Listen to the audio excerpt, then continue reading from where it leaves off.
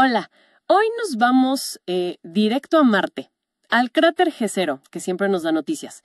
Parece que el rover Perseverance encontró cosas que, bueno, nos hacen pensar mucho sobre cómo era Marte antes. Tenemos aquí un artículo bastante denso, la verdad, de la revista Nature. Se llama algo como Asociaciones minerales y orgánicas por procesos redox en G0. Básicamente, lo que cuenta es que encontró Perseverance en unas rocas muy especiales. Y nuestra idea hoy es meternos a fondo en esto, ver qué es exactamente lo que encontró el rover en un lugar que llaman Bright Angel, por qué es tan llamativa esa mezcla de minerales y materia orgánica, y qué pistas nos da esto, ¿no? Sobre si pudo haber vida allí hace miles de millones de años. Hay química muy intrigante. Vamos a analizarlo. Exacto. Estamos hablando de hallazgos que van al núcleo de la misión de Perseverance, ¿no? Entender si Marte fue habitable y si quedan rastros de eso. Y lo más importante quizás es que no solo miraron, sino que tomaron muestras. Hay una muestra clave, Sapphire Canyon, que ojalá algún día podamos analizar aquí en la Tierra. Perfecto. Antes de ir a Bright Angel, recordemos un poco. Perseverance ya anduvo por el fondo del cráter, que sabemos fue un lago, ¿no? Y también por el delta del río que llegaba a ese lago. Ya vio rocas volcánicas que fueron alteradas por agua y también las típicas rocas de un delta. Pero ahora se fue a otro lado, a esta zona, Bright Angel. Está como en el borde del cráter, pero dentro del valle que alimentaba el lago. Y las rocas ahí, por lo que dicen, se ven distintas, más pálidas. ¿Qué tienen de particular? Sí, visualmente Bright Angel se distingue por eso, por los tonos claros. Son principalmente lutitas, o sea, rocas de lodo muy fino, compacto, y también hay algunos conglomerados. Las fotos muestran como bloques de roca rotos, a veces con capitas finas. El rover se enfocó en sitios como Beaver Falls. Ahí analizó rocas con nombres como Cheyava Falls, Apollo Temple, y también cruzó el valle y miró otra zona, Masonic Temple. Y de Cheyava Falls, de ahí sacó esa muestra tan importante, la Sapphire Canyon. ¿Y qué dice la química de estas rocas? ¿De qué están hechas? Bueno, usaron un instrumento, el Pixel, que te dice qué elementos hay y dónde. Y lo que vieron es que la lutita tiene mucha sílice, aluminio y hierro. Pero, y esto es interesante, muy poco magnesio y manganeso. ¿Y eso qué indica? Pues sugiere que el material original, antes de hacerse roca, pasó por un proceso de lavado químico intenso. Como que el agua se llevó ciertos elementos. Y probablemente ocurrió en condiciones donde había oxígeno, o sea, oxidantes. Entiendo.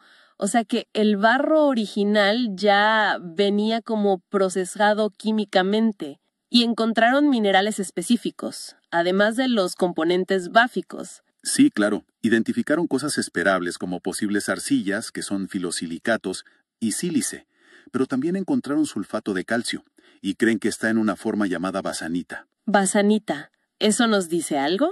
Sí, es una pista interesante sobre la temperatura. La basanita se forma cuando el yeso pierde agua, pero a temperaturas relativamente bajas. Así que nos da una idea de cómo eran las condiciones después de que se formó la roca. No hacía mucho calor, digamos. Entendido. Minerales que hablan de agua, de química, de temperaturas. Pero lo más llamativo de este estudio, creo, es la combinación de estos minerales con otra cosa, ¿no? Correcto, aquí es donde la historia se pone realmente emocionante. Usaron otro instrumento, Sherlock, que está hecho para buscar moléculas orgánicas más complejas y ciertos minerales. Y Sherlock detectó materia orgánica. Materia orgánica. En Marte. Eso siempre genera revuelo. ¿Qué tipo de materia orgánica es? ¿Se sabe? A ver, Sherlock lo que detecta es una señal específica en el espectro Raman. La llaman la banda G. Esa señal viene de enlaces entre átomos de carbono, carbono-carbono, en moléculas orgánicas que son, digamos, relativamente complejas.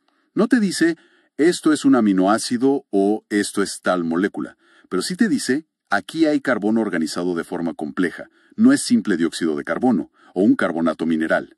Ok, carbono complejo. Y estaba por todos lados en Bright Angel, esta materia orgánica. No, y eso es súper importante. La señal orgánica más fuerte la encontraron justo en las rocas más pálidas, como una llamada Apollo Temple. Pero en cambio en la otra zona, Masonic Temple, en una muestra más rojiza, más oxidada, que llamaron Malgoza Crest, Ahí no detectaron esta señal orgánica. Ah, mira vos. O sea, no estaba en todos lados. Exacto. Y tampoco la encontraron asociada a otros minerales que a veces aparecen, como granos de olivino o carbonato, que también estaban por ahí en Bright Angel. Parece que esta materia orgánica está muy ligada a la roca de lodo fino, a la lutita, y específicamente a la que está menos oxidada, la más pálida. Interesante.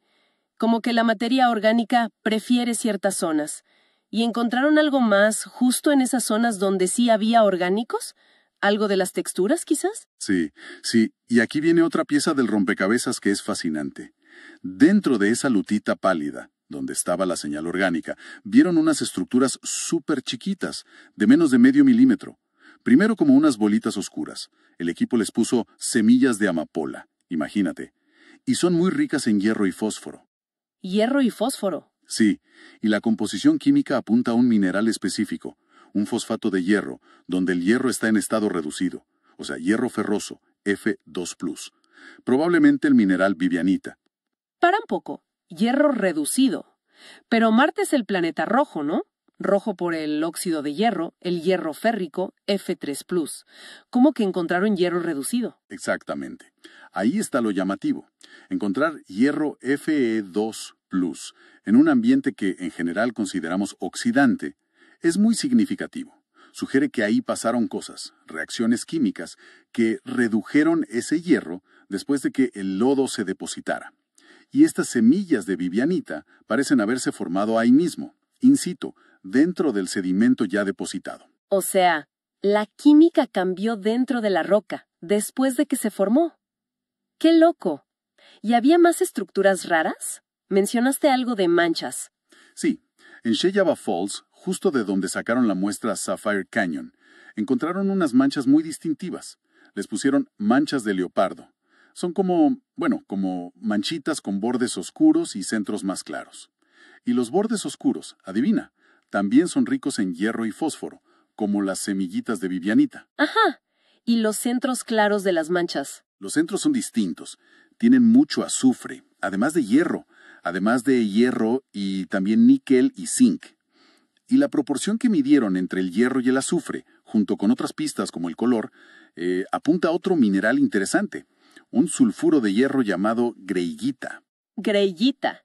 ¿Y ese también tiene hierro reducido? También. La greyita es un sulfuro de hierro que tiene una mezcla de hierro reducido, F2+, y hierro oxidado, F3+. Así que sí, confirma esta idea de que hubo reducción química en esas zonas. A ver si entiendo.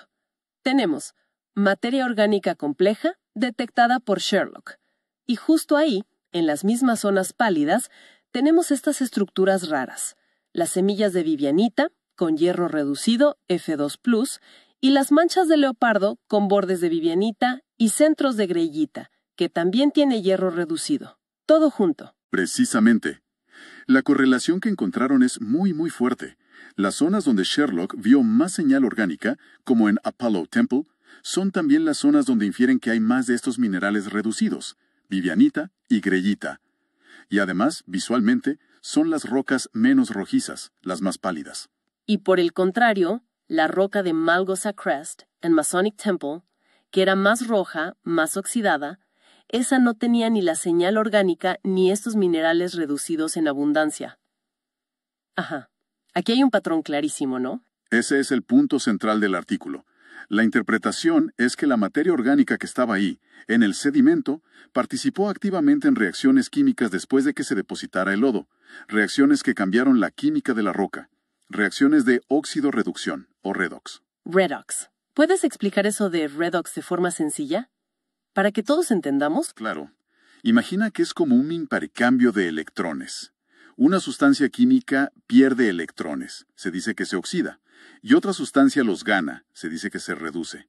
Son como dos caras de la misma moneda. Siempre van juntas. Ok, intercambio de electrones. Exacto.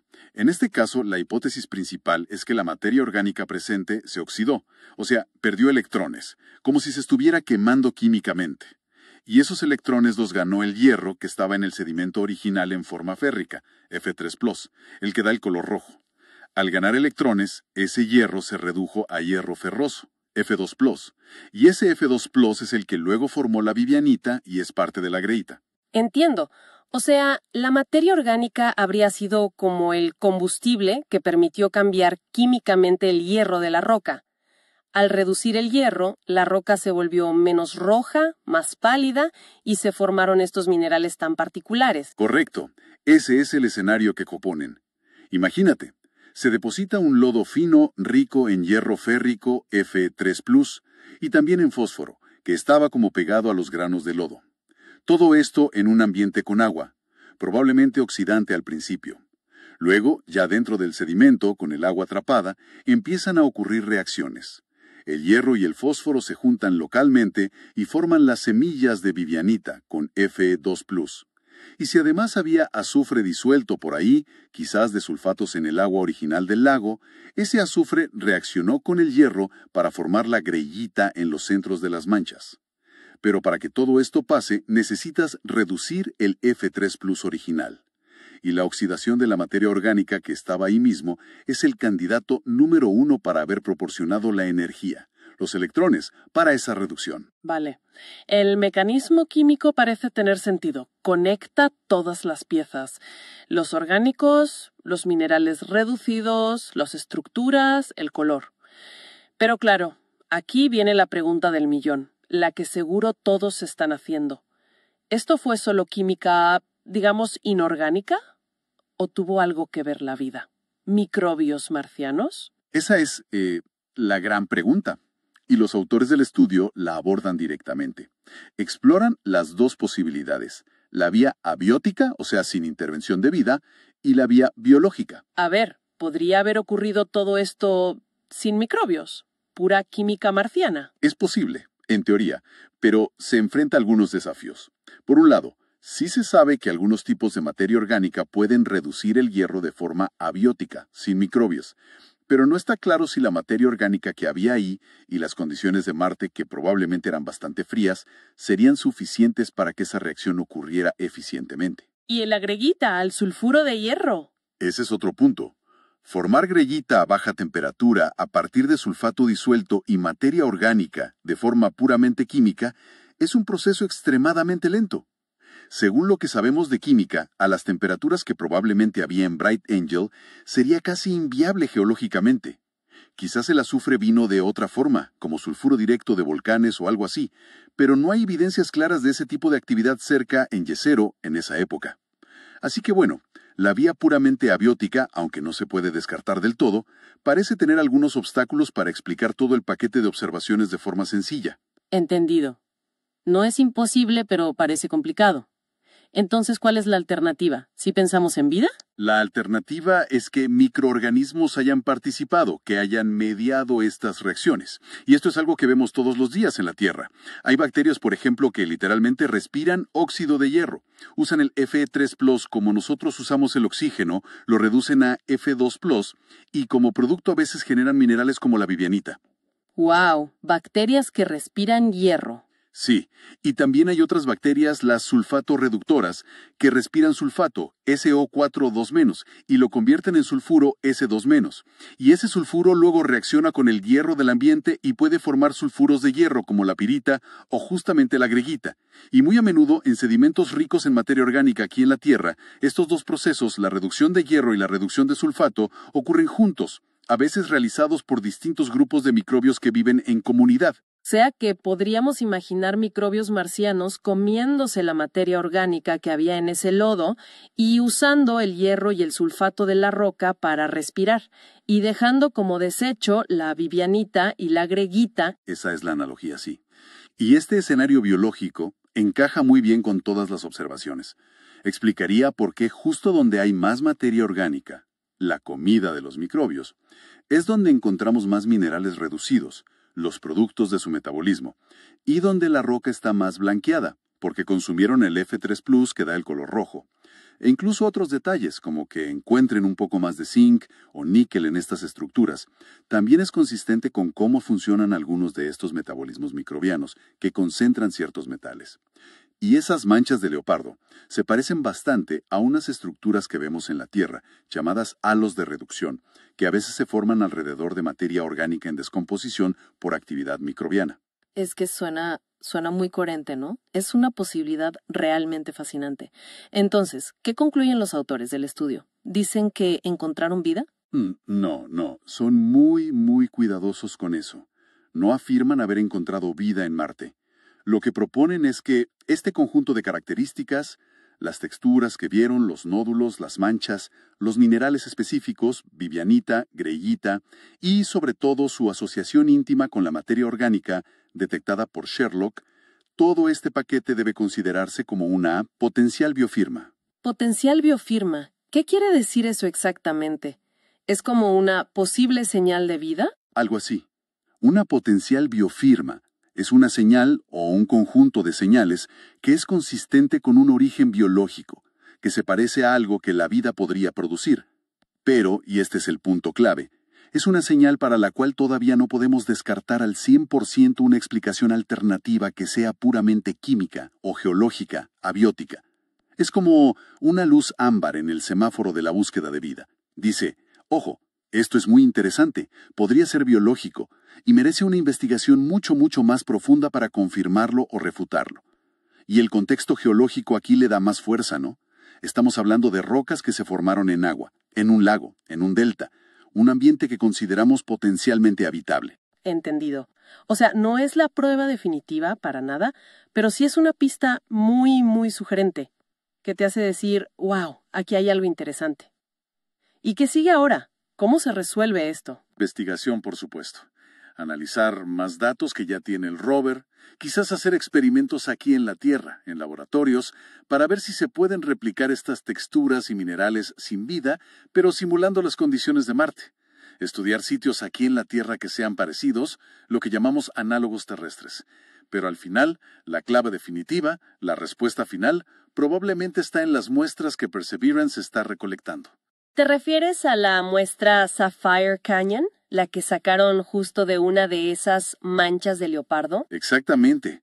Si esa muestra y otras que ha recogido Perseverance pudieran ser traídas a la Tierra en el futuro, bueno, aquí tendríamos instrumentos muchísimo más potentes y sofisticados que los que lleva el rover.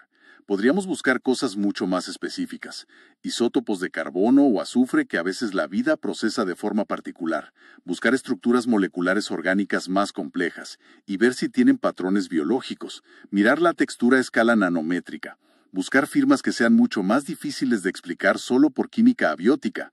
Ese análisis en la Tierra sería crucial para intentar distinguir si esto fue un proceso biológico o solo una química marciana muy interesante. Resumiendo entonces, para que quede claro, Perseverance encontró en esta zona, Bright Angel, en Marte, una asociación muy intrigante, materia orgánica compleja justo al lado de minerales de hierro reducido, como la vivianita y la grejita, formando estructuras muy peculiares en rocas que antiguamente fueron lodo en el fondo de un lago o un río. Y todo apunta a que esa materia orgánica fue clave para impulsar reacciones químicas que cambiaron la roca. Sí, el núcleo de la cuestión es si esas reacciones redox, ese cambio químico impulsado por la materia orgánica, fueron simplemente química abiótica que ocurrió en Marte, o si fueron catalizadas o directamente llevadas a cabo por microorganismos hace miles de millones de años. La correlación tan fuerte entre dónde están los orgánicos, dónde están los minerales reducidos y dónde la roca está menos oxidada, esa es la clave que apunta a estos procesos ligados a la materia orgánica y que abre la puerta a la posibilidad biológica. Y nos deja pensando, es inevitable. Si sabemos que aquí en la Tierra hay microbios que hacen exactamente esto, que producen estas mismas asociaciones de minerales en ambientes parecidos, ¿qué tipo de evidencia extra, qué firma química o isotópica súper específica van a necesitar encontrar los científicos en esas muestras de Marte si algún día vuelven para poder decir con confianza, sí, esto fue vida, y no solo una química abiótica que la imita muy bien? La respuesta quizás está ahí, esperando, en ese pequeño tubito con roca llamado Sapphire Canyon.